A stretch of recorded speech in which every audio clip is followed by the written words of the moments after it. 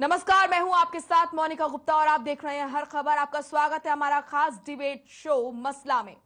हरियाणा विधानसभा में वित्त वर्ष 2022 से 23 के लिए सीएम मनोहर लाल 8 मार्च को बजट पेश करेंगे। सीएम मनोहर लाल वित्त मंत्री भी हैं, तो वो बीजेपी जेजेपी की गठबंधन की सरकार की ओर से तीसरी बार बजट पेश करेंगे। वित्त वर्ष 2021 से 22 के लिए मुख्यमंत्री ने 1,55,000 करोड़ से ज्यादा का बजट पेश किया था। वहीं अब वित्त वर्ष 2022 से 23 के लिए बजट पेश करने वाले हैं। इस बार कयास ये लगाए जा रहे हैं कि 2022 से 23 का बजट करीब 2.25 लाख करोड़ रुपए का हो सकता है। बहरहाल सीएम मनोहर लाल आज राज्यपाल के अभिभाषण पर जवाब दे रहे थे।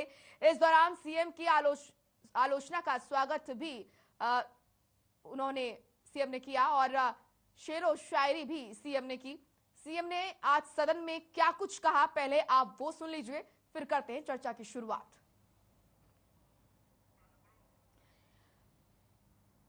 तो क्या कुछ खास रहने वाला है इस बार बजट में, और इस बार का बजट इसलिए भी खास रहने वाला है क्योंकि सीएम अंतर्राष्ट्रीय महिला दिवस के मौके पर बजट पेश करने वाले हैं।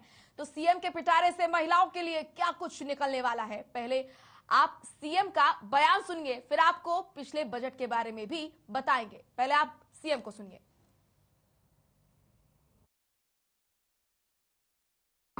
अध्यक्ष महोदय, इस अभिभाषण में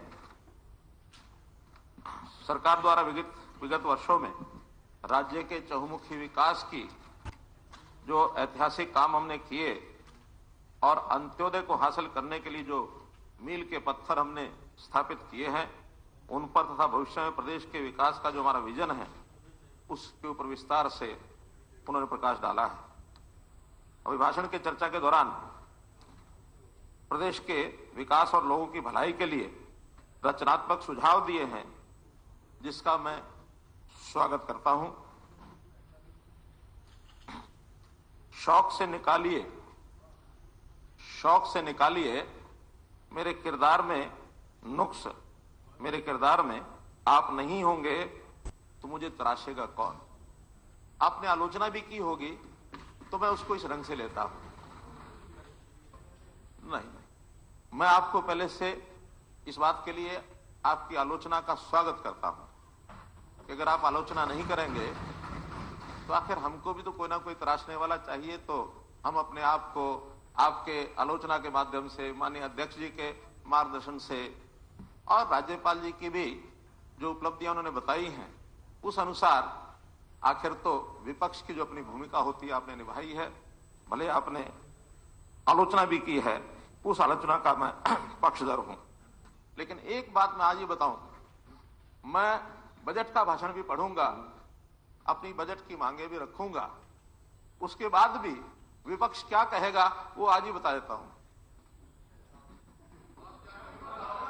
मैं बता रहा हूं वो क्या कहेंगे वो आज ही बता देता हूं। रटी रटाई आलोचना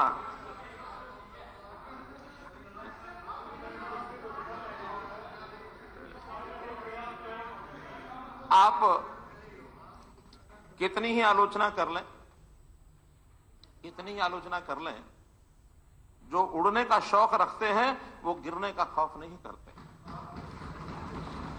हमने जो उड़ने की धार अपनी तेज की हुई है, जिस गति से हम उड़ेंगे, निश्चित उड़ेंगे, हमें कोई गिरने का कोई खौफ नहीं है। इस नाते से मैं तो लोगों का कल्याण, महिलाओं का सशक्तिकरण, किसान हित की बात, युवाओं का उज्जवल भविष्य, इन सब चीजों पर अडिग हैं और ऐसा करने के लिए अपनी कार्यप्रणाली में हम निरंतर सुधार भी कर रहे हैं। जो कार्यप्रणाली हमने अपनाई है उसमें जो रोड़े अटकाए जाते हैं, इसके पीछे ये मंशा ये थी कि लोग अपने काम के लिए आपके आगे पीछे घूमते रहें और उनके काम के लिए आप उन पर एहसान चढ़ाते रहें। इस कार्य पद्धति को हमने समाप्त कर। तो वहीं पिछली बार 2021 से 22 के बजट में मनोहर सरकार ने क्या कुछ बड़े ऐलान किए थे, क्या कुछ खास रहा था, ये भी आपको दिखाते हैं ग्राफिक्स के माध्यम से। तो 1,55,645 करोड़ की यहां पर सौगात दी गई थी। और इसी के साथ आपको बता दें 2020 से 21 की तुलना में 2021 से 22 में बजट 13% ज्यादा था और 2020 से 21 में 1,37,738 करोड़ का बजट था। बजट में 38,718 करोड़ का पूंजीगत खर्च रहा और 1,16,927 करोड़ रुपए का राजस्व खर्च रहा। बजट में क्षेत्र के लिए 6,110 करोड़ रुपए के व्यय का प्रस्ताव भी रहा और इसी के साथ आपको दिखा रहे हैं मत्स्य पालन के लिए 125 करोड़ रुपए का बजट था। इसी के साथ सहकारिता विभाग के लिए 1,274 करोड़ का बजट। वहीं पुलिस विभाग की अगर बात करें तो 5,779 करोड़ का बजट था। नगर और ग्राम योजना विभाग को 1,121 का बजट यहां पर रखा गया था इनके लिए। इसी के साथ आपको बता दें कि खनन विभाग के लिए 73 करोड़ का बजट और पुरातत्व और अभिलेखागार के लिए 143 करोड़ का बजट था। सूचना और जनसंपर्क विभाग के लिए 281 करोड़ का बजट था। तो 2021 से 22 के लिए ऐलान क्या थे ये आपको दिखा रहे। योजना से 1 लाख बुजुर्गों को लाभ मिलने का दावा किया गया था। राज्य सरकार वृद्धावस्था पेंशन को बढ़ाकर 2,500 रुपए किया जाएगा। राज्य सरकार की तरफ से यह बड़ा ऐलान था। डिस्ट्रेस राशन टोकन स्कीम लागू करने की घोषणा, मुख्यमंत्री अंत्योदय उत्थान अभियान की घोषणा, ये बड़े ऐलान थे सरकार की तरफ से जो किए गए थे। तो ये पिछली बार जब बजट पेश हुआ था मनोहर सरकार ने क्या बड़े ऐलान किए थे ये आपको दिखा रहे हैं और बजट क्या कुछ रहा था ये आपको दिखा रहे हैं। 8 मार्च को पेश होगा हरियाणा का बजट। मुख्यमंत्री मनोहर लाल ये बजट पेश करेंगे और क्या कुछ खास रहने वाला है इस पर आपको बता दें कि सभी की निगाह रहने वाली है। तीसरा बजट पेश करेंगे CM Manohar Lal. BJP JJP गठबंधन की सरकार का ये तीसरा बजट होने वाला है। करीब 2.25 लाख करोड़ का हो सकता है बजट, ऐसे अनुमान लगाए जा रहे हैं। तो आम से लेकर खास तक सभी के मन में ये सवाल है कि उनके लिए इस बजट में क्या रहने वाला है। प्रदेश सरकार इस बार किसके लिए क्या खास लेकर आ रही है, युवाओं के लिए क्या खास होने वाला है। आधी आबादी क्योंकि 8 तारीख को यह बजट पेश होने वाला है, अंतर्राष्ट्रीय महिला दिवस भी होगा, तो खासकर महिलाओं में काफी उत्साह है कि प्रदेश सरकार मनोहर सरकार क्या मनोहर सौगात उन्हें देने जा रही है। इसी के साथ किसानों को क्या सौगात मिलेगी क्योंकि निकाय चुनाव, पंचायत चुनाव भी आने वाले हैं। ऐसे में उनका असर भी, इन चुनावों का असर भी इस बजट में देखने को मिलेगा। शहरी और ग्रामीण लोगों के लिए क्या कुछ खास रहने वाला है। इसी के साथ और क्षेत्र, चाहे वो खेल में हो, मेडिकल में हो, शिक्षा के क्षेत्र के लिए क्या बड़े ऐलान करेगी मनोहर सरकार, सभी की निगाहें रहेंगी इस बजट पर। तो प्रदेश की जनता के लिए प्रदेश की सरकार क्या खास लेके आने वाली है कल यानी कि 8 मार्च यानी कि अंतर्राष्ट्रीय महिला दिवस के मौके पर यह देखने वाली बात रहेगी। फिलहाल हमने आपको यह भी दिखाया कि पिछली बार किस तरीके से क्या कुछ बड़े ऐलान किए गए थे मनोहर सरकार की तरफ से और क्या कुछ बजट रहा था, किस तरह की क्या कुछ योजनाएं रही थी और किस विभाग को कितना बजट दिया गया था। और अब 8 मार्च यानी कि कल जो बजट पेश होने वाला है उससे सभी प्रदेशवासियों के मन में उम्मीदें हैं और साथ ही साथ उत्साह है कि आने वाला बजट क्या लेकर आएगा उनके लिए खास, चाहे वो कृषि क्षेत्र के लोग हों, किसान हो, मेडिकल क्षेत्र के लोग हों, खेल जगत के लोग हों, क्योंकि यहां पर आम जनता को काफी उत्साह है कि उनके लिए क्या कुछ खास सीएम मनोहर लाल कल ऐलान उनके लिए करने वाले हैं। और क्योंकि सबसे खास बात कल अंतर्राष्ट्रीय महिला दिवस है तो आधी आबादी को खासा उत्साह है। खासकर ये जानना चाहते हैं कि क्योंकि 7 मार्च को पहले बजट पेश होने वाला था, तारीख को बदला गया, अंतर्राष्ट्रीय महिला दिवस के मौके पर बजट पेश किया जा रहा है, तो उनके लिए क्या कुछ खास होने वाला है क्योंकि उम्मीद उनके मन में यही है। हमने क्योंकि फील्ड पर जब लोगों से बातचीत की थी, लगातार हम फील्ड पर लोगों से प्रतिक्रियाएं भी ले रहे थे, तो आधी आबादी का ये कहना है कि उन्हें उम्मीद है कि प्रदेश सरकार उनके लिए बहुत कुछ खास लेकर आने वाली है। तो क्या होगा सीएम मनोहर लाल के पिटारे में कल, क्या कुछ खास ऐलान होने वाले हैं, ये देखने वाली बात रहेगी। शिक्षा, मेडिकल, खेलों के लिए क्या कुछ संभावनाएं हैं, कल क्या देखने को मिलेगा, किसानों के लिए क्या कुछ खास हो सकता है, रोजगार बढ़ाने के लिए क्या ऐलान करेगी सरकार, निकाय चुनाव और पंचायत चुनाव करीब है, ऐसे में क्या उनका असर इस बजट पर देखने को मिलेगा? तो इसी पर आज हम करेंगे चर्चा। हमारे साथ एक पैनल जुड़ा है, उनसे आपका तारुफ करा देते हैं। हमारे साथ हुकुम सिंह भाटी जुड़े हैं, प्रवक्ता है बीजेपी के। सुरेश रोड जुड़े हैं, प्रवक्ता है कांग्रेस के। विजेंद्र रेड्डी जुड़े हैं, जो कि प्रवक्ता है इनेलो के। आप सभी का बहुत बहुत स्वागत है हर खबर पर। सबसे पहले हुकुम सिंह जी, क्योंकि आपकी सरकार है सत्ता में और कल सीएम मनोहर लाल बजट पेश करने वाले हैं, तो आपसे मैं सवाल करूंगी 8 मार्च, क्योंकि 7 मार्च को पहले बजट पेश किया जा रहा था, अब 8 मार्च की तारीख को चुना गया इसीलिए क्योंकि अंतर्राष्ट्रीय महिला दिवस है, अच्छी बात है। तो खासकर, वैसे तो सभी की निगाह है, आम है हो या खास, लेकिन खासकर महिलाओं की निगाह अब इस बजट पर बहुत ज्यादा है। क्या कुछ खास लेकर आने वाली है मनोहर सरकार महिलाओं के लिए? देखिए, जो कल 8 मार्च को जो बजट आने वाला है, एक तो वो महिला दिवस है और इसीलिए 7 तारीख की बजाय 8 तारीख रखी गई है और महिलाओं के लिए भी इसमें विशेष जो है सरकार ध्यान दे रही है। वैसे तो पूरे 5 साल भाजपा की सरकार और अब लगभग 2.5 साल जेजेपी के साथ गठबंधन में बहुत सारे काम किए हैं। देखिए, इस बजट में एक खास खूबी मैं आपको ये बताता हूं कि इस बजट में सभी की भावनाओं को संजोया गया है। माननीय मुख्यमंत्री मनोहर लाल जी ने चाहे तो किसान हो, चाहे ट्रेड यूनियंस हो, चाहे chamber of commerce and industry हो, चाहे ट्रेडर्स की एसोसिएशन हो और चाहे आम सामान्य लोग हों, उसके अलावा सभी विधायकों से, यहां तक है अपोजिशन के विधायकों से भी एक एक करके उनसे पूछा गया है। अपने भाजपा के हमारे जितने विधायक हैं, मंत्री हैं, मंत्रालयों से सबको इसमें पूछा गया है, उनके विचार लिए गए हैं और उन सबको इसमें सजोया गया है। सभी के लिए बजट में रहने वाला है। ठीक है सर, वो तो एक एक करके मैं आपसे सवाल करूंगी। हाँ भाई, महिलाओं पर आते हैं, क्योंकि अंतर्राष्ट्रीय महिला दिवस कल है। बहुत उम्मीदें हैं महिलाओं को सर, प्रदेश की महिलाओं को। क्या खास रहने वाला है कल उनके लिए? देखिए, महिलाओं के लिए खास तौर से सबसे बड़ा जो एक उपहार है वो है महिलाओं के लिए प्रोटेक्शन, वो है महिलाओं के लिए खास तौर से उनकी स्वरोजगार की योजनाएं और जो प्रदेश में उनको भी 50% की आबादी है हमारी, उनको भी पूरा मौका मिले जैसे समाज के अन्य वर्गों को मिलता है। इसी तरह से शिक्षा जगत में हमारी बेटियां हैं, वो आगे कैसे बढ़े, इस सब की चिंता सरकार ने की है और इसके लिए कहीं ना कहीं फंड्स की एलोकेशन रहेगी। और माननीय मुख्यमंत्री जी ने एक बहुत बड़ी बात इसमें ये भी कही है कि हमारे जो राजस्व खर्चे हैं, राजस्व खर्चे का मतलब सैलरी है, जो रूटीन में जिस तरह का जो सरकार को चलाने के लिए एडमिनिस्ट्रेटिव खर्चे होते हैं, हम उनको कट शॉर्ट करें, उसकी बजाय जो हमारे पूंजीगत खर्चे हैं जिनसे दूरगामी परिणाम आते हैं उनको बढ़ाया जाए। ये सरकार का विशेष ध्यान है और इससे निश्चित तौर से हमारी महिलाओं को भी फायदा मिलने वाला है।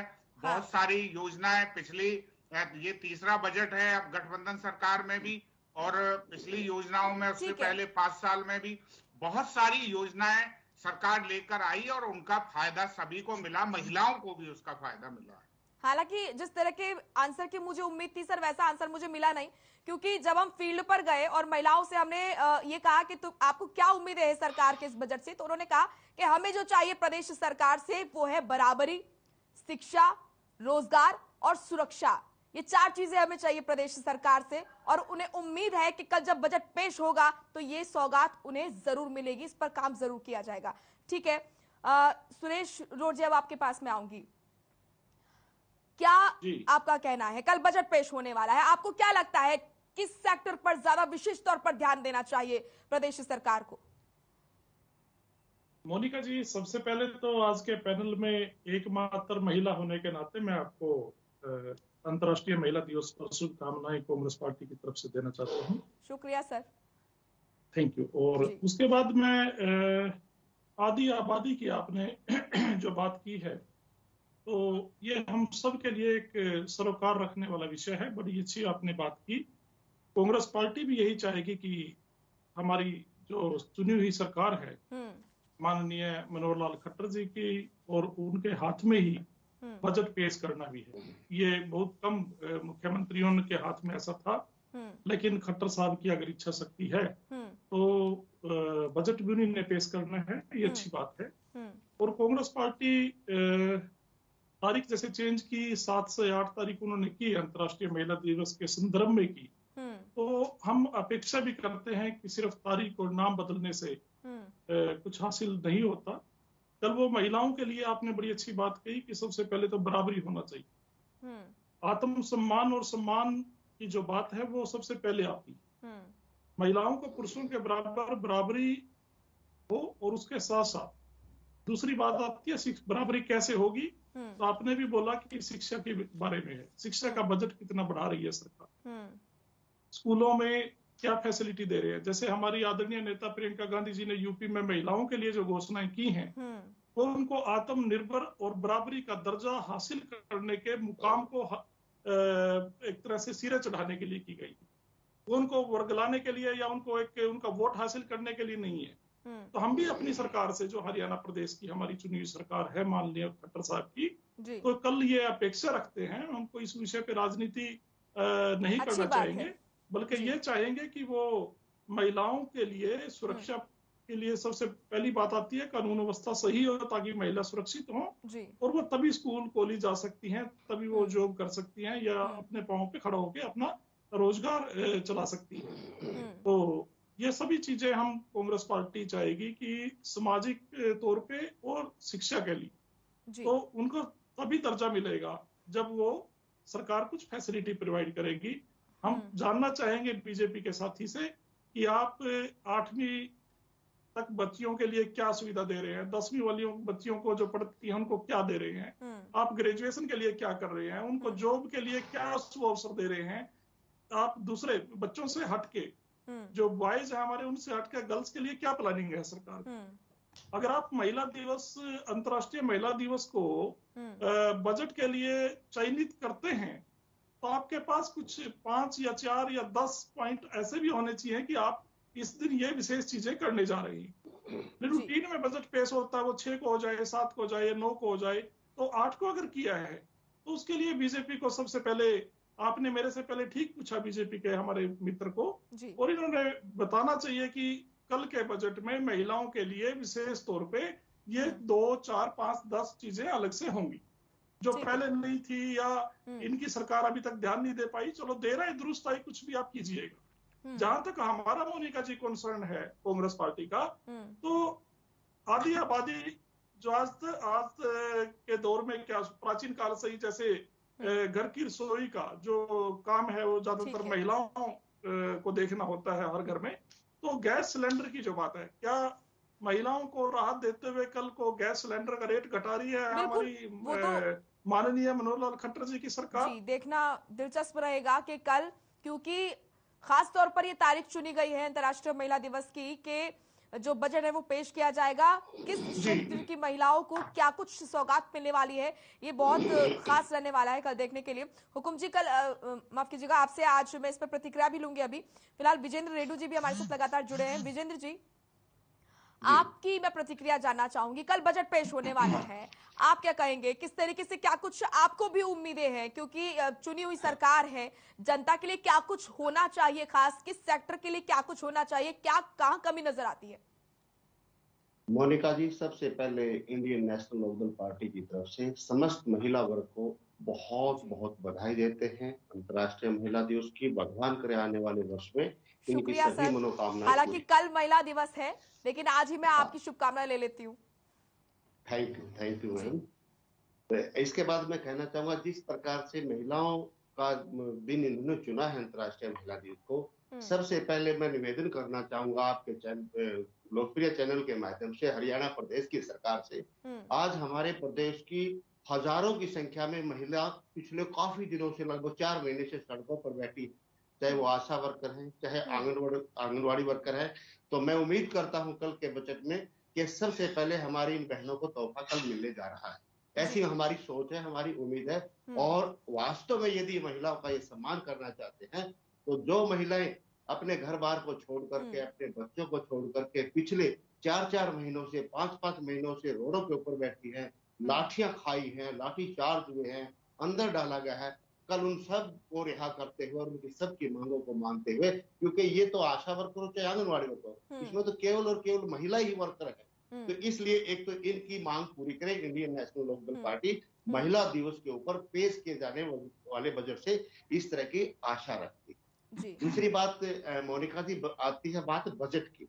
जी। आपने बिल्कुल सही कहा, बहुत अच्छी सोच कि महिला को चाहिए शिक्षा, सुरक्षा, समानता और रोजगार। जी। जहां तक शिक्षा के क्षेत्र में है, मैं जानना चाहता हूं आपके चैनल के माध्यम से हरियाणा प्रदेश की सरकार से कि पिछले 7 वर्षों में 2014 के कंपैरिजन में आज 2022 में कितने % महिलाओं के ऊपर क्राइम बढ़ा है।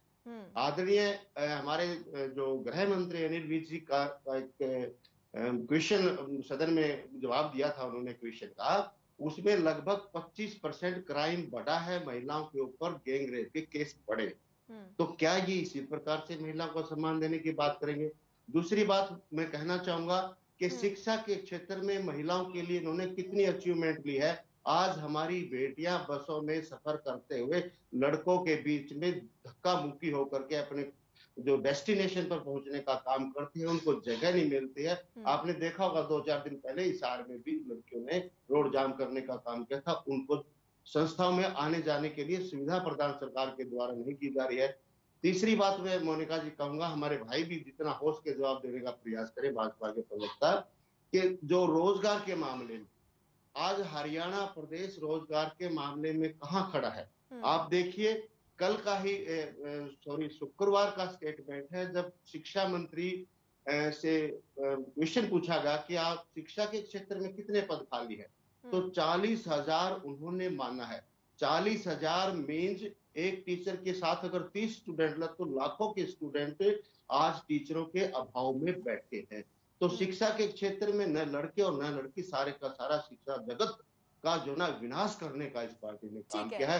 एक ऐसा क्षेत्र जो किसी प्रदेश के विकास की सबसे बड़ी कड़ी होती है, वहां पर लगभग 40,000 केवल मात्र शिक्षा के क्षेत्र में आज हमारा जो ना खाली पड़े हैं अध्यापकों के पद। तो कहां से शिक्षा ये देने का काम करेंगे। सुरक्षा की जहां तक मैं बात कहना चाहूंगा, सुरक्षा में भी कितना क्राइम बढ़ा है। और जहां तक ये बात करते हैं कि भाई हम समानता की बात करें, अगर समानता आप महिला को देखिए, 50% महिलाएं हैं, 1-2% ऊपर नीचे, यानी कि समाज का आधा हिस्सा हमारी बहनें, और उन बहनों को समानता का अधिकार मिलना चाहिए। आज का पढ़ा लिखा युग है, मॉडर्न युग है, तो समानता का अधिकार उनको मिलना चाहिए। कितनी समानता ये देने का काम कर रहे हैं, कहां समानता दी है, वो जरा हमारे को बताएं, ताकि हम जनता के बीच में कहें कि भारतीय जनता पार्टी ने। सारे सवालों के जवाब मैं ले लूंगी, लेकिन समानता की अगर मैं बात करती हूँ तो ये पिछली सरकारों को भी ध्यान देना चाहिए था सर। रेशो अगर मैं बात करूं, लड़का और लड़की के रेशो की अगर मैं बात करती हूँ सर, अब स्थिति थोड़ी बहुत सही भी नजर आती है। पिछली सरकारों की अगर मैं बात करती तो रेशो में बहुत ज्यादा यहाँ पर कहेंगे कि सुधार नहीं था। देखिए मोनिका जी, इसके पीछे आप गवर्नमेंट को श्रेय मत दीजिए, इसके पीछे समाज की जागरूकता है, समाज की एजुकेशन है। लेकिन बिल्कुल नहीं, मैं आपकी तमाम चीजों को समझ रही हूँ, आपके सवालों को भी समझ रही हूँ, लेकिन मेरा ये भी कहना है कि इस पर ध्यान पहले से भी दिया जाना चाहिए था, ये भी बहुत जरूरी था। खैर ठीक है, मैं पूछ लेती हूँ हुकुम जी से। हुकुम जी, सिर्फ क्या कहने के लिए ही महिला जो अंतर्राष्ट्रीय महिला दिवस है उस पर बजट पेश हो रहा है, क्या वाकई कुछ खास होगा? आधी आबादी जो है आधार होती है विकास का। अपराध लगातार बढ़ रहा है, ये मेरा नहीं विपक्ष का कहना है, अपराध लगातार बढ़ रहा है, लगातार रेप की घटनाएं हो रही हैं, लड़कियां सुरक्षित खुद को महसूस नहीं करती हैं, शिक्षा के क्षेत्र में भी वो बता रहे हैं कि क्या स्थिति है। तो क्या सिर्फ कहने के लिए ही महिला दिवस पर यह बजट पेश हो रहा है? वाकई उन्हें जो चीजें चाहिए, जो उन्हें बराबरी चाहिए, जो समानता चाहिए, शिक्षा चाहिए, जो रोजगार उन्हें चाहिए, वो मिलेगा? मोनिका जी, सबसे पहले तो मैं माफी चाहूंगा कि क्योंकि अब एडवांस में ही बधाई है, तो इस डिबेट में आप ही महिला हमारे साथ हैं, तो हमारी तरफ से भी भारतीय जनता पार्टी हरियाणा प्रदेश की तरफ से, देश की तरफ से और हमारे माननीय मुख्यमंत्री जी और सरकार की तरफ से भी आपको ही और सभी महिलाओं को बहुत बहुत अग्रिम शुभकामनाएं। बहुत बहुत शुक्रिया दूसरी सर, बात आपकी भी मैं बधाई पहले से ही ले लेती हूँ, हालांकि कल है महिला दिवस। बहुत बहुत शुक्रिया आपका। लेकिन अब जब एडवांस का सिलसिला ही शुरू हो गया है तो फिर हमारी तरफ से भी बधाई। अच्छी बात है। हमारे अभी सुरेश रौड़ जी ने भी और अपना विजेंद्र रेड्डी जी ने भी जो बातें रखी हैं, देखिए जी, और चलिए इतना ये संजीदगी से कुछ बातों को तो एक्सेप्ट करते हैं, मानते हैं, ये बातें ठीक हैं, कुछ सवाल भी इन्होंने उठाए हैं, लेकिन कुछ चीजें हैं जो मेरे साथी शायद उनको भुलाना चाहते हैं या उनको शायद नजर नहीं आती, क्योंकि कई चीजें अपोजिशन में रह करके नजर नहीं आती। रेड्डी जी, हमने तो अपोजिशन को झेला है, आपके साथ भी झेला है, इसलिए हमें पता है। तो हो सकता है आपको वो चीजें नजर नहीं आ रही हों, और अब सुरेश जी तो उस अपोजिशन में रह करके कैसी विडंबनाओं में कांग्रेस जी रही है ये तो सारा देश जान ही रहा है। मुझे लगता है आप इसका आंसर थोड़ा विस्तार से देंगे, समय का क्योंकि अभाव है सर, मुझे एक छोटी सी ब्रेक के लिए रुकना पड़ेगा। ब्रेक के बाद आपके पास ही मैं आऊंगी। एक छोटे से ब्रेक के लिए रुक रहे हैं, फौरन लौटेंगे।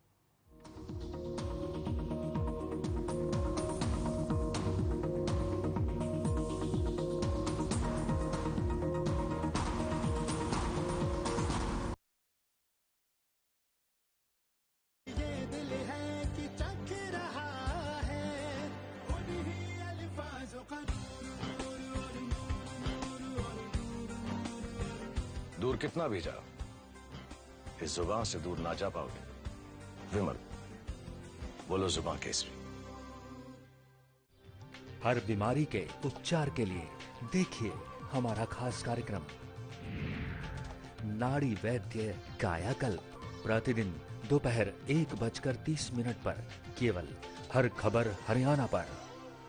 मेरे जैसा कोई दूसरा चुलबुलापन जिसकी हर बात में घुल जाए, जिंदगी में रंग भर दे। मेरी जैसी मेरी अपनी पताका चाय, गजब का स्वाद।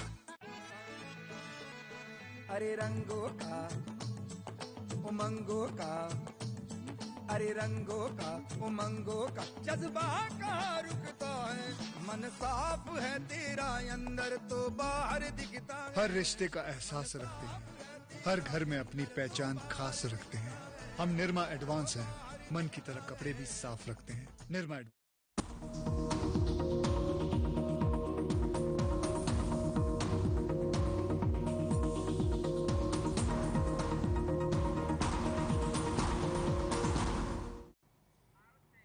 ब्रेक के बाद स्वागत है आपका हमारे इस स्पेशल डिबेट शो मसला में।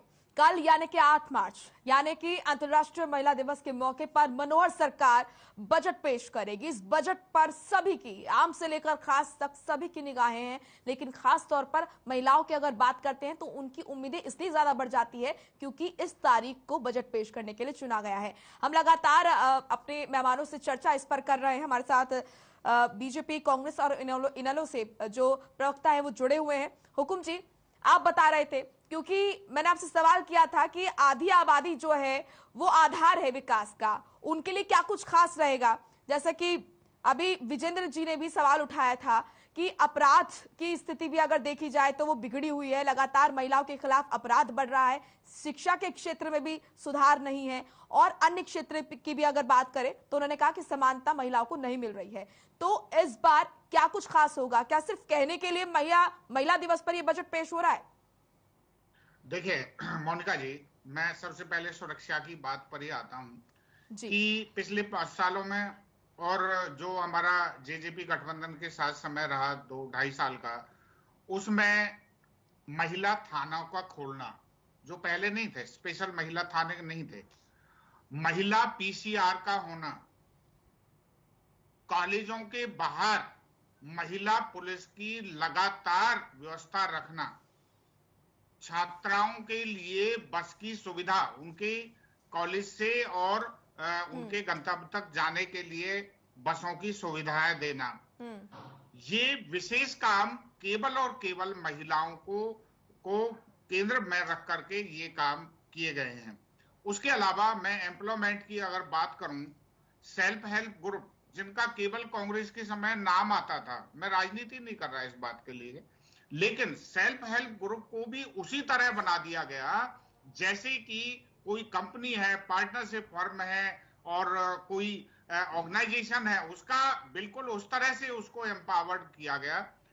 Women cooperative. सर आप आगे अपनी बात कंटिन्यू रखिएगा, लेकिंग क्योंकि आपने सुरक्षा के मुद्दे पर, ठीक है, माफी चाहूंगी आपको रोकने के लिए, क्योंकि आपने सुरक्षा के मुद्दे पर कहा कि आपने कई सारे इम्प्लीमेंट किए हैं, आपने महिला थाना बनाया है, आपने बसेस लगवाई है, ठीक है, संसाधन बहुत है, लेकिन उसका असर भी तो होना चाहिए सर। नहीं, असर निश्चित तौर पर है। आप देखिए, आप महिला पीसीआर होने से अगर महिलाओं पर कोई अत्याचार होता है, सूचना पर तुरंत जो है, मतलब विद इन मिनट्स जो है वो पीसीआर और महिला पुलिस अवेलेबल है, ये बहुत बड़ी बात है। तो महिलाओं के खिलाफ अपराध क्यों नहीं घट रहा है सर? नहीं, अपराध देखिए, सुनिए, अपराध क्यों नहीं घट रहा है, अगर मैं अब वो बात शुरू हो जाएगी।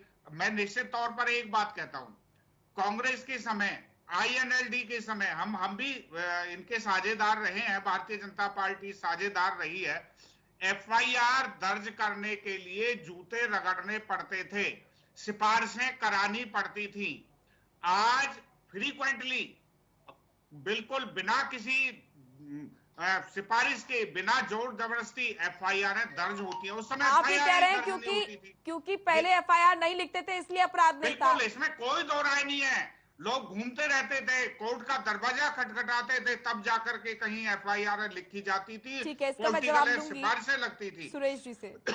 दूसरी बात, जिस तरह की व्यवस्था है महिला एम्प्लॉयमेंट के लिए, कि मैंने कहा वुमेन कोऑपरेटिव, 5 लाख का लोन, कुछ महिलाएं मिलकर के अपना स्वरोजगार शुरू करती है, उसके लिए सरकार ने व्यवस्था की है। मल्टीपर्पज कोऑपरेटिव सोसाइटियां बना करके विन विन काम है, महिलाएं उसमें कर सकती हैं, इस सरकार ने प्रोविजन किया। पिछली सरकारों में रजिस्ट्रेशन ही नहीं था इस चीज का, आज उनका रजिस्ट्रेशन है, अलग अलग उन्होंने काम किया है, वो काम अपना शुरुआत कर रही हैं। उसके लिए सरकार ने बाकायदा प्रशिक्षण की योजना शुरू की है और माननीय मुख्यमंत्री जी ने यह भी ऐलान किया है कि हम उसके लिए गुणवत्ता उनकी बनी रहे, क्वालिटी कंट्रोल के लिए भी व्यवस्था करेंगे, ताकि उनकी गुणवत्ता, उनके सामान की गुणवत्ता बनी रहे। ये और हर हित स्टोर खोलना, पूरे प्रदेश में 5000 हर हित स्टोर, ये वो महिलाएं, चाहे खादी ग्राम उद्योग है, चाहे वो सेल्फ हेल्प ग्रुप है, चाहे कोऑपरेटिव्स है, उससे जो कोऑपरेटिव की संस्था है, महिलाओं की संस्था है, और दूसरी संस्थाएं जो प्रोडक्ट बनाएंगी वो इन 5000 स्टोर्स पर सेल के लिए रखे जाएंगे। इसकी शुरुआत हो चुकी है, ये हरियाणा प्रदेश में किया है। इसके अलावा अब जो मेरे साथी बात कर रहे थे कि भी चाहे सुरक्षा की हो, इसी तरह एजुकेशन के क्षेत्र में महिलाओं को लिए विशेष प्रावधान जो है, उसमें एलोकेशन ऑफ फंड्स का आगे भी आने वाला है और पीछे भी किया है। इसलिए इस केवल महिलाओं की बात ही नहीं, महिलाओं की तरफ तो विशेष बेटी पढ़ाओ, सर बिल्कुल महिलाओं की बात है सर, बिल्कुल महिलाओं की बात है, आधी आबादी की बात करना बहुत जरूरी है सर। और इस पर काम किया लगातार। माननीय प्रधानमंत्री नरेंद्र मोदी जी ने पहली सभा इसकी पानीपत से शुरुआत की और पूरे देश में ये इसके परिणाम देखने को मिले। ऑडियो कट गया, भारतीय जनता पार्टी ने ये किया है, आज जेजेपी के साथ विजेंद्र जी का ऑडियो आगे बढ़ा रहे हैं। ठीक है, ठीक है हुकुम जी। सुरेश जी आपने सुना हुकुम जी को, उसका भी जवाब लूंगी, लेकिन सदन में सीएम मनोहर लाल ने यह भी कहा था कि जो उड़ने का शौक रखते हैं वो गिरने का खौफ नहीं रखते हैं, कितनी भी निंदा कर लीजिए। मोनिका जी, एक छोटी सी बात मैं और ऐड करना चाहूंगा, एक छोटी सी बात जरा बीच में रह गई थी कि जो आंगनवाड़ी वर्कर हैं, आज पूरे देश में केवल तेलंगाना में हमसे थोड़ा सा फालतू है, ज्यादा नहीं है, पूरे देश में आंगनवाड़ी वर्कर्स का सबसे ज्यादा जो ऑनरेरियम है, रेम्यूनरेशन है, वो हरियाणा प्रदेश में दिया जा रहा है। उसके अलावा उनके हेल्पर्स को रिटायरमेंट बेनिफिट 1 लाख रुपए, आंगनवाड़ी वर्कर की रिटायरमेंट पर 1 लाख रुपए और 50,000 रुपए हेल्पर को, ये प्रदेश में सरकार ने किया है, करके दिखाया है। आंगनवाड़ी में तो हमारी महिलाएं ही काम कर रही हैं, ये सारे काम हरियाणा प्रदेश में। सर आपकी बातों से तो लगता है कि सरकार ने बहुत कुछ किया है, लेकिन तब भी सड़कों पर जो है महिलाएं वो नजर आती है, चाहे वो अभिभावक के तौर पर हो, चाहे वो आंगनवाड़ी वर्कर्स के तौर पर हो, चाहे वो टीचर्स के तौर पर हो। ठीक है सुरेश जी, जो सुनिए कैसे नजर आ रही है, इसके लिए कांग्रेस दोषी है। उनके एम्प्लॉयमेंट के सर ये क्या बात हुई सर? सत्ता आपकी है और अगर महिलाएं सड़कों पर नजर आती है तो उसके लिए कांग्रेस जिम्मेदार है। उनको चैलेंज किया जाता है हाईकोर्ट में, अच्छे काम तो आप जिम्मेदार, गलत काम तो पिछली सरकार है जिम्मेदार।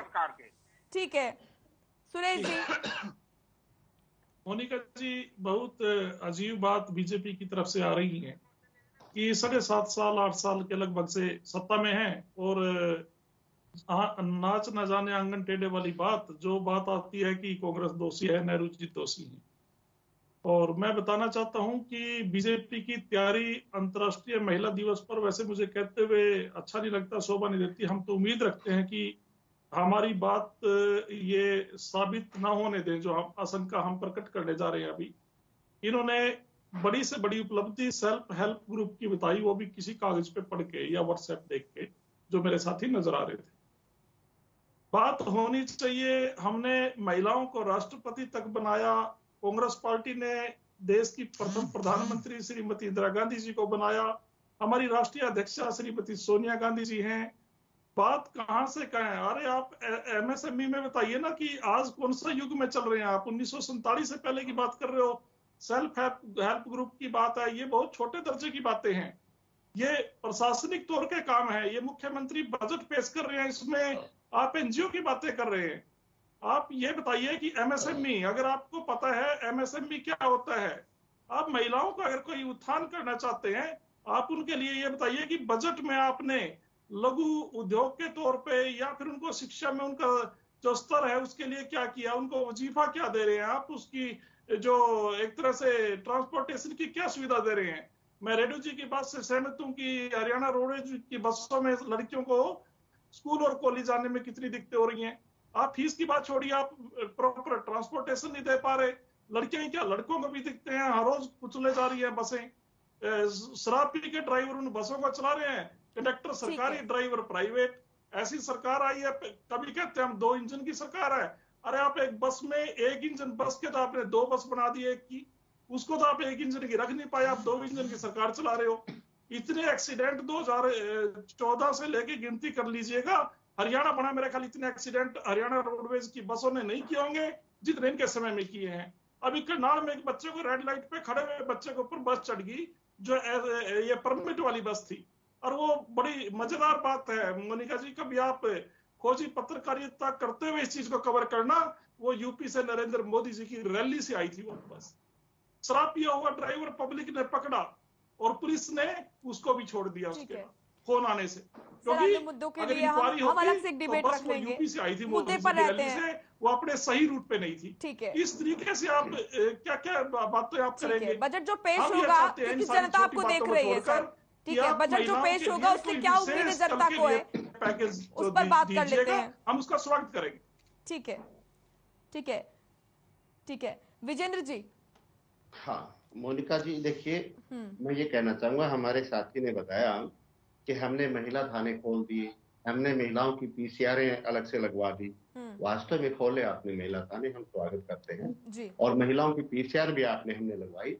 लेकिन एक तो बहुत बड़ी झूठ आपने बोल दी कि बस सुविधा हमने दी। जैसे सुरेश गौड़ जी ने भी कहा अभी कि बस सुविधा कहाँ चल रही है, जरा उनको पब्लिकली उसको वो कर दो, अनाउंस कर दो, ताकि लड़कियों को पता लग जाए कि उनकी अलग से बसें चल रही है, वो कहीं अंडरग्राउंड चला रखी है, तो उनको ओपन में लेकर के आप आएगी। दूसरी बात जो इन्होंने कहा कि हम आंगनबाड़ी वर्करों को और हेल्पर्स को सबसे ज्यादा रेम्यूनरेशन दे रहे हैं, वो बेचारी सवेरे 7 से लेकर के रात को भी उनको काम करना पड़ता है। जैसे आशा वर्कर को पता नहीं रात को कब भागना पड़ जाए, वो 6,500 रुपए आप दे रहे हो। आशा वर्कर हेल्पर को 6,500 रुपए दे रहे हो, आंगनबाड़ी वर्कर को आप 12,000 12,500 रुपए दे रहे हो। आज 12,000 12,500 में जिसमें की 24 घंटे की सर्विस हो, तो क्या दे रहे हो आप? ठीक है, आप कहते हो कि हम बहुत ज्यादा दे रहे हैं, इसके एवज में आपने हरियाणा प्रदेश में महंगाई कितनी बढ़ा रखी है वो देखिए। चलो छोड़िए, मैं बजट की बात करना चाहूंगा मोनिका जी, क्योंकि पूरा प्रदेश आपके चैनल को देख रहा है। देखिए कल बजट पेश होना है, हम उम्मीद करते हैं, इंडियन नेशनल लोकदल पार्टी पुरजोर इस बात की उम्मीद करती है कि कल के बजट में सबसे पहली बात शिक्षा के क्षेत्र में एक ऐसा कदम उठाने का काम करे जिससे हमारे देश का युवा शिक्षा ग्रहण करे। देखिए अपने प्रदेश में अब यूक्रेन और रूस के युद्ध से पता चला है कि कितने लड़के एक मेडिकल एजुकेशन लेने के लिए बाहर जा रहे हैं। हमारे प्रदेश में एजुकेशन शिक्षा नहीं है, मेडिकल की शिक्षा का प्रबंध नहीं है। एक मैं देख रहा था दैनिक ट्रिब्यून में आज एक लेख छपा है जिसमें जो एस्पिरेंट हैं, aspirant to get medical education, उसमें 166% इंक्रीज हुआ है, जबकि सीटें हमारी बढ़ाई ही नहीं जा रही हैं। तो 17,000 एक देश में हमारे एमबीबीएस के स्टूडेंट जा रहे हैं। तो कहाँ हमारे देश की शिक्षा है, कहाँ? तो शिक्षा के क्षेत्र में बड़ा योगदान करें, इसको अच्छा बजट दे और अच्छे कॉलेज की, अच्छे मेडिकल कॉलेज की उनकी स्थापना करने के लिए विशेष प्रबंध किया जाना चाहिए। मोनिका जी, दूसरा हम डिमांड करते हैं कि रोजगार के, वास्तव में धरातल पर रोजगार के जो है साधन उपलब्ध किए जाने चाहिए, कागजों में नहीं, अखबारों में नहीं, टीवी चैनलों पर नहीं, वास्तव में धरातल पर नजर आने चाहिए कि प्रदेश के बेरोजगार को रोजगार उपलब्ध करवाया जा रहा है। इस तरह के बहानेबाजी, हमने 75% का कानून बना दिया, हमने फैक्ट्री वालों को डंडा दे दिया कि आप लगाइए, हरियाणा प्रदेश वालों को सरकारी रोजगार की व्यवस्था की जानी चाहिए और सरकारी रोजगार जो है ना लोग नौजवानों को मिलना चाहिए। मोनिका जी, बड़े बड़े गंभीर विषय हैं, कहाँ हमारा हरियाणा प्रदेश खड़ा है। बड़े शर्म के साथ मुझे कहना पड़ रहा है कि आज हरियाणा प्रदेश रोजगार के मामले में पूरे हिंदुस्तान में पिछड़ गया है। क्या कर रहे हैं ये लोग? 2014 में इन्होंने देश की सत्ता संभाली, प्रदेश की सत्ता संभाली 2014। जवाब ले लेते हैं। आज 2022 आ गया। एक मिनट मोनिका जी, मैं ये पूछना चाहता हूँ भारतीय जनता पार्टी और गठबंधन की सरकार से कि 2014 से 2022 तक का अपना गुणगान बताइए, आपने क्या किया। आप इतिहास के पन्ने खोलने का प्रयास ना करें, आप 20 साल पुरानी बातें ना करें। 7 साल बहुत लंबा समय होता है, 7 साल में आपने हरियाणा प्रदेश में क्या किया, जरा उसको बताने का काम। ठीक है हुकुम जी, शिक्षा, युवा और रोजगार, सुना आपने विजेंद्र जी को? बिल्कुल मोनिका जी, देखिए अभी मेरे साथी पहले सुरक्षा की बात कर रहे थे, वो सुरक्षा पर हमने आंकड़ों वाइज आपको डाटा दिया कि क्या क्या चीजें हुई हैं जो सामने है और उन्होंने कितने परसेंट रेट बढ़ा। दूसरी बात, अभी जो अगली बात है वो शिक्षा की, रोजगार की बातें करते हैं। मैं 75% पर ही आ जाता हूं। अगर मैं वो हमारे रेडू जी अभी कह रहे थे कि सरकार की नौकरियों की बात करें, सरकार की नौकरी नहीं, युवा रोजगार की, युवा रोजगार देने वाले कैसे बने, इस बात की चर्चा करनी पड़ेगी। यही विडंबना रही देश की और प्रदेश की कि केवल और केवल उनको सरकारी नौकरी तक सीमित रखने का काम पिछली सरकारों ने किया। बात करते हैं कि पुरानी बातें ना करें, पुरानी बातें करनी पड़ेंगी, क्योंकि उन्होंने जिस तरह का यहां माहौल रहा, आज हरियाणा प्रदेश में और माननीय मोदी जी की स्कीम है कि रोजगार देने वाले बने युवा, ना कि रोजगार लेने वाले। सर मैं समझ रही हूँ, आप बेस की बात कर रहे हैं, बेस होना बहुत जरूरी है किसी भी चीज को खड़ा करने के लिए, वो मैं समझ रही हूँ सर, आंकड़ों की बात कि पिछली बात करना जरूरी है, लेकिन आप सारी बात उन पर नहीं डाल सकते हैं, क्योंकि सर आपको जनता ने इसलिए चुना है क्योंकि पिछली सरकारों से जनता त्रस्त थी और आपसे कुछ उम्मीदें हैं जनता को। मोनिका जी, मैं आपको ये बता रहा हूँ कि कांग्रेस का 10 साल का टेन्योर रहा, 54,800, 55,000 मान लीजिए वैकेंसियां इन्होंने फिलअप की 10 साल के अंदर। भारतीय जनता पार्टी ने 82,000 सीटें 5 साल में भरी और उसके अलावा आज लगभग 1.25 लाख सीटों को पूरा करने का काम हरियाणा प्रदेश में चल रहा है। ये तो मैं आंकड़ों की बात बता रहा हूं। 75% की जो हरियाणा में प्रोविजन किया है, और अभी माननीय सुप्रीम कोर्ट, हाई कोर्ट ने उसमें स्टे कर दिया था और सुप्रीम कोर्ट ने अभी उसको फिर परमिट किया है, अभी सुनवाई उसकी बाकी है कि हरियाणा प्रदेश में जो हरियाणा का युवा है उसको रोजगार मिले, ये व्यवस्था भी भारतीय जनता पार्टी जेजेपी सरकार ने की है। और जब वो रोजगार से होगा, बात प्राइवेट और गवर्नमेंट की नहीं है, उसको रोजगार मिलना चाहिए, उसको रोटी मिलनी चाहिए, ये सरकार की प्रायोरिटी है। वही सरकार ने इंडस्ट्री को लाने का काम, ज्यादा से ज्यादा इंडस्ट्री लगवाने का काम ये हरियाणा प्रदेश में हुआ है। आप आंकड़े उठा लीजिए, या तो एक चर्चा आप इसी पे रख लीजिए कि कितने रोजगार। बिल्कुल रखूंगी, लेकिन आंकड़े ये भी कहते हैं सर, आंकड़े ये भी कहते हैं कि 75% आरक्षण का जो मामला है, 75% आरक्षण का जो मुद्दा है, इसके बाद ज्यादातर जो कंपनियां 500 के करीब कंपनियां हैं सर, जो कि हरियाणा छोड़कर नोएडा शिफ्ट होने जा रही हैं। आंकड़ा ये भी कहता है सर। ठीक है, मैं उस मुद्दे पर नहीं आना चाहती हूँ क्योंकि मैं अपनी डिबेट को डीरेल नहीं करना चाहती हूँ सर। आज हम वो बातें कर रहे हैं जो उम्मीदें हैं जनता को, क्योंकि जनता आपको सुनना चाहती है कि कल सीएम मनोहर उनके लिए क्या मनोहर सौगातें ला रहे हैं। ठीक है, अब आपसे मेरा सवाल ये है कि निकाय चुनाव और पंचायत चुनाव है और जाहिर सी बात है कि इस बजट पर उसका असर देखने को मिलेगा, जो कि है। ग्रामीण लोगों के लिए, शहरी लोगों के लिए क्या कुछ खास देखने को मिलेगा? और खासतौर पर किसान आपसे बहुत नाराज है सर, और चुनाव पर इसका असर बहुत दिखेगा। किसानों के लिए आपको कोई बड़ी यहां पर बात कहनी पड़ेगी, कोई बड़ा ऐलान करना होगा, वरना मुसीबत हो जाएगी आपकी सरकार के लिए। मोनिका जी, देखिए, आपने शहरी निकाय की बात की। शहरी निकायों में नगर परिषद और नगर पालिका के चुनाव डिक्लेयर हो चुके हैं। नगर निगमों के चुनाव भी बहुत जल्दी होने वाले हैं, जिनके चुनाव ड्यू हैं। निश्चित तौर पर देखिए, एक तो क्योंकि शहरीकरण की रफ्तार बहुत ज्यादा है, इसलिए सरकार ने पिछले बजट में भी, पिछला जो टेन्योर था उसमें भी एक बहुत बड़े बजट का एलोकेशन किया। और अभी भी चाहे बिजली है, पानी है, सड़क है, सीवरेज है, इस सारी व्यवस्था को बहुत हद तक ठीक किया है और इसके लिए निश्चित तौर पर बजट में एलोकेशन और बढ़ाई जाएगी।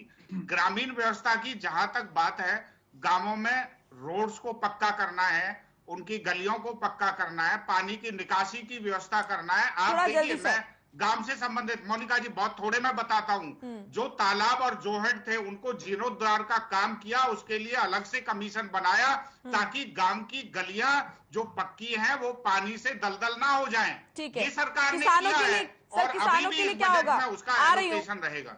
ठीक है, किसानों के लिए क्या होगा सर, ये भी बता दीजिए। हाँ, फिर सुरेश जी के पास में जा रही हूँ जल्दी से। देखिए मोनिका जी, आपने कहा कि हरियाणा में किसान नाराज है। भारतीय जनता पार्टी से किसान बिल्कुल नाराज नहीं है। पहली बात तो एमएसपी आज आप कह रहे हैं इतने दिनों तक सड़क पर प्रदर्शन कर रहे थे किसान, पर एमएसपी है सबसे ज्यादा। 5 राज्य में चुनाव करीब हुए तब जाके उनका जो प्रदर्शन है वो खत्म कराया गया। मोनिका जी, वो एक अलग विषय है, वो एक राष्ट्रीय मैं स्तर उस पर आ भी नहीं रही हूँ सर। उसमें अंतरराष्ट्रीय स्तर के कुछ असामाजिक तत्व आकर के शामिल हो गए, उस आंदोलन को गलत रूप देने की कोशिश की। ये उसका परिणाम था, ताकि किसान आज भी भारतीय जनता पार्टी से नाराज नहीं है। निश्चित तौर पर और अभी चुनाव के परिणाम आने वाले हैं, निश्चित तौर पर इस बात को साफ स्पष्ट हो जाएगी। इसलिए किसान के लिए भी इस बजट में बहुत कुछ एलोकेशन है और किसान को दिया है। फिर दोबारा से भारतीय जनता पार्टी जेजेपी जरूरी है किसान को दिया जाए, क्योंकि इसका असर आने वाले चुनावों पर आपको देखने को मिलेगा। ठीक है, सुरेश जी आप कुछ कहना चाह रहे थे, जल्दी। जी देखिए, हमारा सरोकार, जैसे हमारे प्रिय नेता राहुल गांधी जी की सोच है कि सबसे पहले किसानों ने जितनी प्रताड़ना और जितना आर्थिक नुकसान आजादी के बाद इस मोदी सरकार में झेला, और उसमें हरियाणा और पंजाब भी अछूते नहीं है।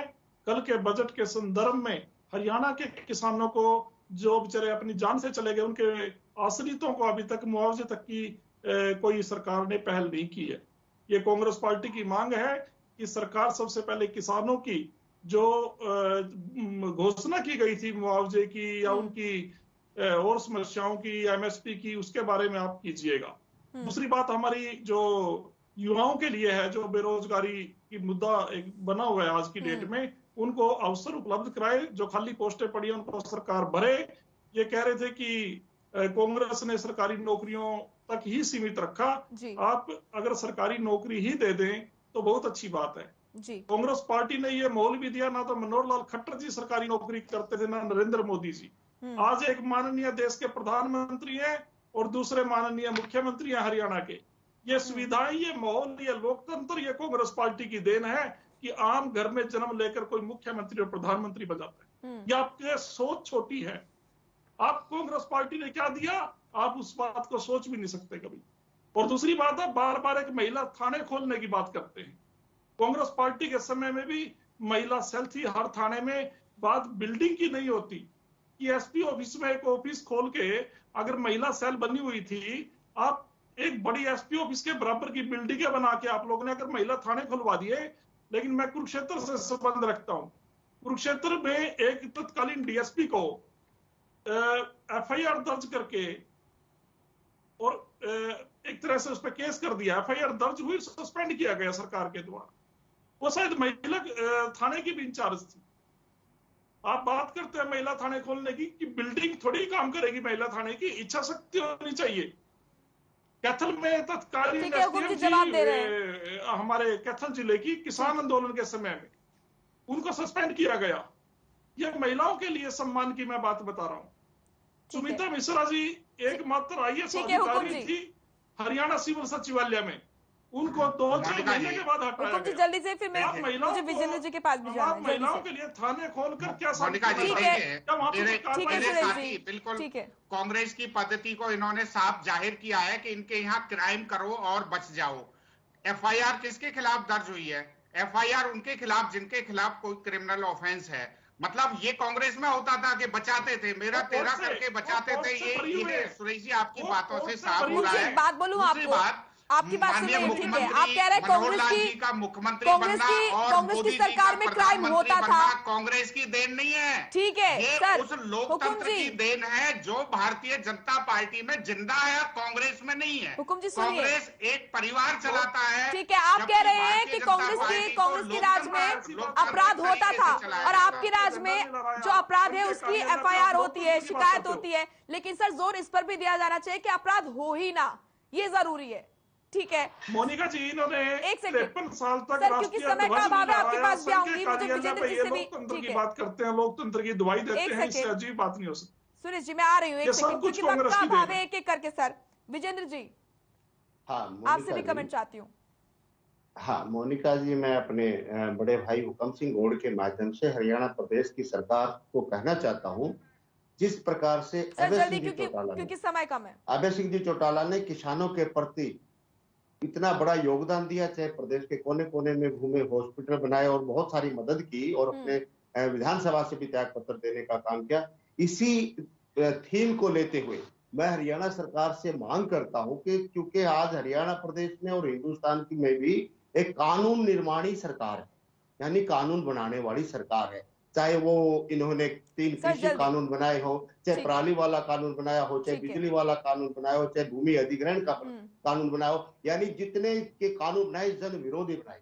मैं निवेदन करता हूं, इंडियन नेशनल लोकदल पार्टी निवेदन करती है कि एक कानून और बना दो, एमएसपी गारंटी का कानून बना दो, ताकि इस देश का किसान भी खुशहाल हो सके। और पूरे प्रदेशवासियों की डिमांड है कि इसको बनाने का भी काम। सुरेश जी आ रही हूँ, एक सेकंड आपके पास भी। हुकुम जी जल्दी से, स्वास्थ्य और खेल के क्षेत्र में क्या मिलेगा?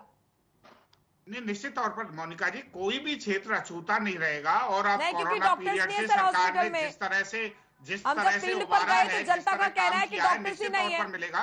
दूसरी बात देखिए, जिस तरह चाहे दूसरी लहर, पहली लहर रही और तीसरी का तो प्रभाव भी वैसे बहुत कम रहा, सरकार ने जो काम किए उसका एक परिणाम था कि बहुत थोड़े से प्रयासों से, ठीक है, एक थोड़े समय के लिए दिक्कतें आई और उससे सरकार ने जनता को बाहर निकाला। और दूसरी बात, उसमें भी स्वास्थ्य पर भी एलोकेशन होने वाली है। और मैं रोडू जी को ये बात बताना चाहूंगा, केवल कानून बनाना नहीं, कानून को लागू कराना भी भारतीय जनता पार्टी को आता है और किया है। और अच्छे कानून बनाए। जमीन जो लूटी जाती थी, चाहे चौटाला साहब की सरकार में और ओम प्रकाश चौटाला जी की सरकार में और चाहे कांग्रेस में, वो किसानों की समस्याओं का संपूर्ण हल, 3 चीजों की जोरदार मांग रखते हैं और साथ में चुनौती भी देते हैं। जी ठीक है, हो गया। सुरेश जी आपसे मैं पूछ रही हूँ, लास्ट कमेंट सर आपका, तो कांग्रेस क्योंकि वक्त का अभाव है, सरकार के खिलाफ खड़ा करेगी। ठीक है, क्योंकि वक्त का अभाव है, आप सभी को यहीं पर रोकना चाहूंगी। बहुत बहुत शुक्रिया आप सभी का हमारे साथ जुड़ने के लिए। तो अब बातों से पेट नहीं भरेगा। जनता वाकई चाहती है कि कल जो बजट पेश होने जा रहा है, और खासकर आधी आबादी जो कि इंतजार कर रही है, कल अंतर्राष्ट्रीय महिला दिवस है और उम्मीद है महिलाओं को कि उनके लिए वाकई कुछ ना कुछ खास जरूर होगा। फिलहाल मसला में इतना ही। आप देखते रहिए हर खबर। नमस्कार।